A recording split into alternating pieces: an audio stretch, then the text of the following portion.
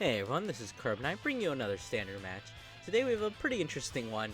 We actually have a Gandeeva mirror here on the left being piloted by my teammate Riki, and on the right we have just another Gandeeva player.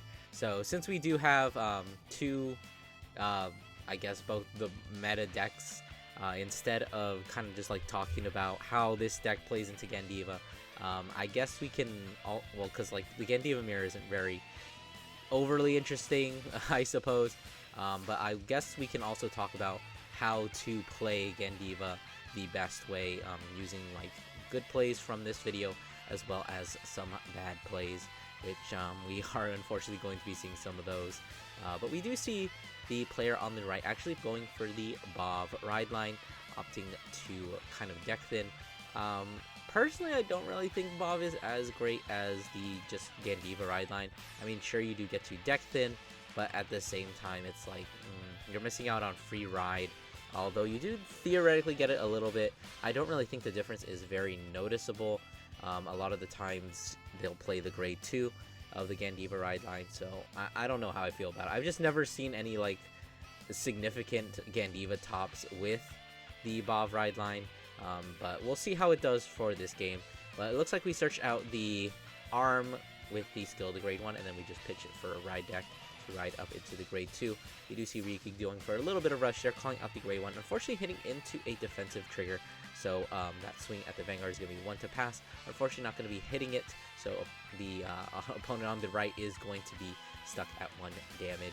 As we do ride into the Gandeeva using the skill for free. Of course, there is nothing on the field to pop, which is kind of where you do want to be playing in the Gandeeva mirror. When you do play the Gandeeva mirror, it is pretty much just like a battle of retiring each other's rear guards every single turn.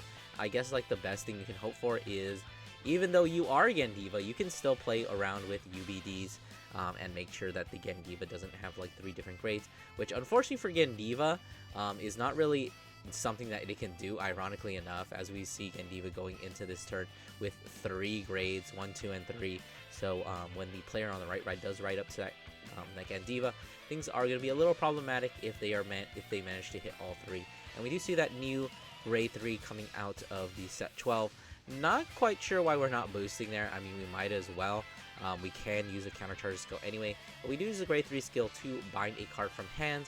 Do note that you don't actually have to show what card you are binding to your opponent, because it's from a hidden zone to another hidden zone. But since it did not retire anything, it's to draw a card as well as get an extra 5k.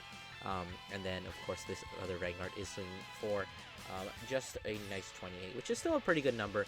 Now, we did actually see Gandeeva not hit the 5 on his first grade 3 turn, which is somewhat typical, especially with not having the grade 2. So it's kind of whatever.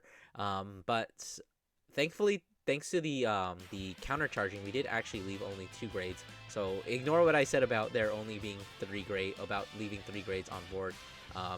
That is definitely something that you can do in the mirror. Make sure you use your counter chargers correctly, as the Gandeeva player on the right is going to be using that Gandeeva skill for free, and then actually hitting on both of those, which is not as beneficial as we've learned. Sure, you do get a retire 2 and bind 2, but you don't get to draw. The only benefit you really have here is that you have 0 UBD, meaning that all of your rear guard skills are going to be converted into draws already straight from the get-go. So we are pretty good to go, as we do see the grade 2 coming out, basically just drawing a card, binding a card. Very, very good now that we don't have any UBDs. But of course, I do think binding the grade 1 was definitely the right play there, because you don't want to leave that there for Gandeeva. We do see the broken grade 3 getting 1 card, binding the rear guard, and it looks like we actually forgot to bind off of the skill, because you do actually get to bind a card as well. So I think at this instance we should be at 5, but unfortunately we are not. But we are still going to get there with the Alpquar, as we counterblast 1 and bind it face down in order to check top 5 and call something. Looks like we're going to be getting a Brachio Force. So this Gandeeva is going to be swinging with crit. Now, Riki is at just 1 damage, so there is a possibility we can just take this. Basically, Gandeeva has Persona right at this point, so we have a 20 and a 23. So those are still just like 15k guards right now, not assuming any triggers. but we'll have to see what comes out from the drive check. We see a blank, and I believe that was another blank. So just going to be taking 2 damage, hitting into a defensive, and hitting into a second defensive, meaning that neither of these attacks are actually going to be able to hit. So very good with the double defensive. Even if we'd only gotten 1, we would have been able to just give a 5k to the grade 3, as we do pop a best harvest of our, or not of our own, are actually popping the best harvest, but unfortunately only hitting 1, which is actually not terrible. When you have best harvest, if you do, I don't think I did this in my video, but theoretically, if you have best harvest, you do want to be hitting only 1 card with Gandeeva. So as we do see here, you got to draw 2 cards, and then calling out the cycle card, unfortunately not being able to use it because we did not persona right at all this turn.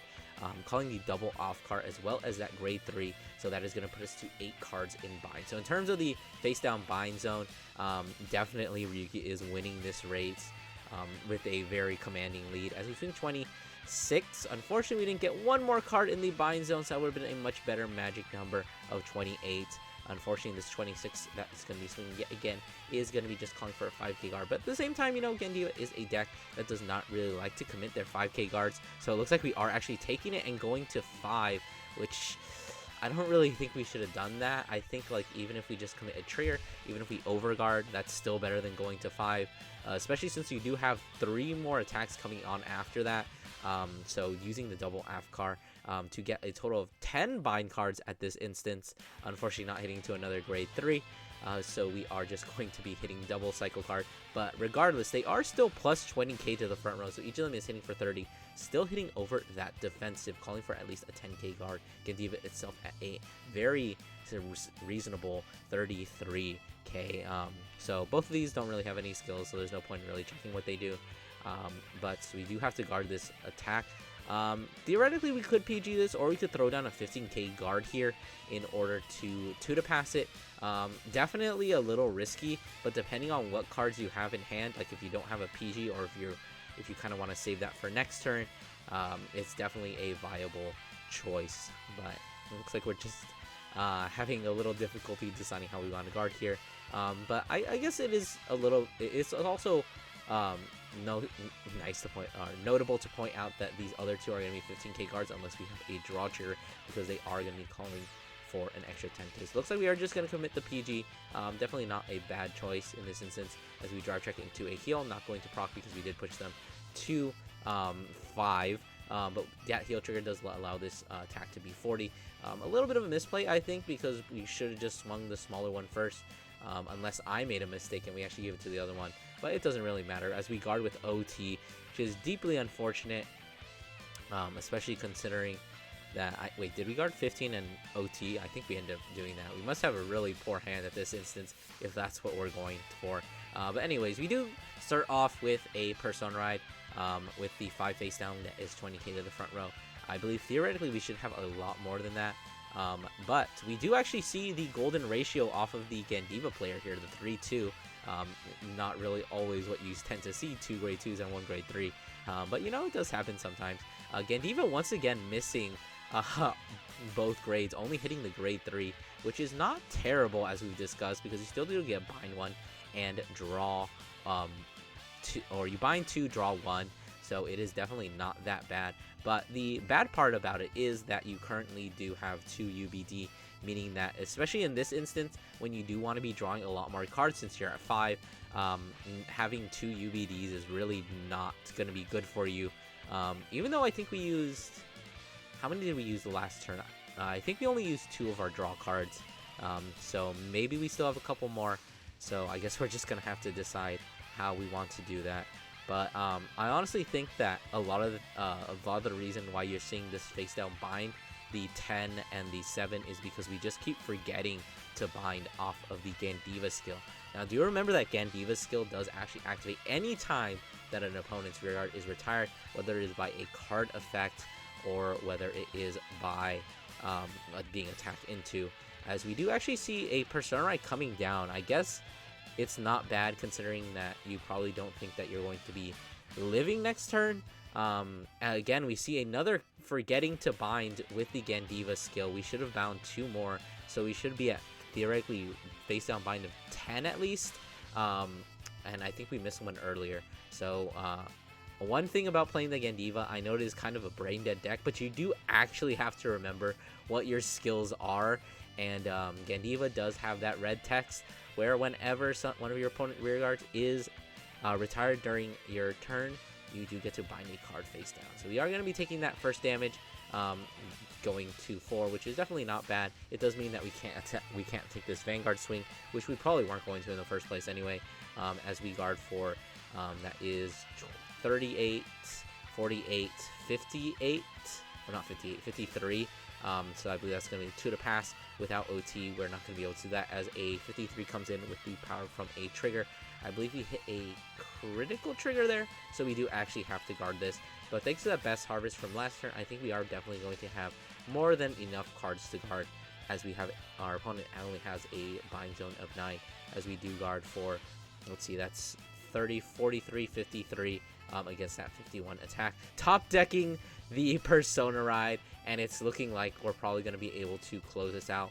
With the 2 UDBD that was left from last turn, we really didn't have a chance to do anything, as we finally see a Gandeeva hit 2, actually hitting the 2, and unfortunately not going to be able to draw, but we still do get to bind the 2 face down, going up to 12, and then calling both of the rear guards, not even using the skill of the grade 2.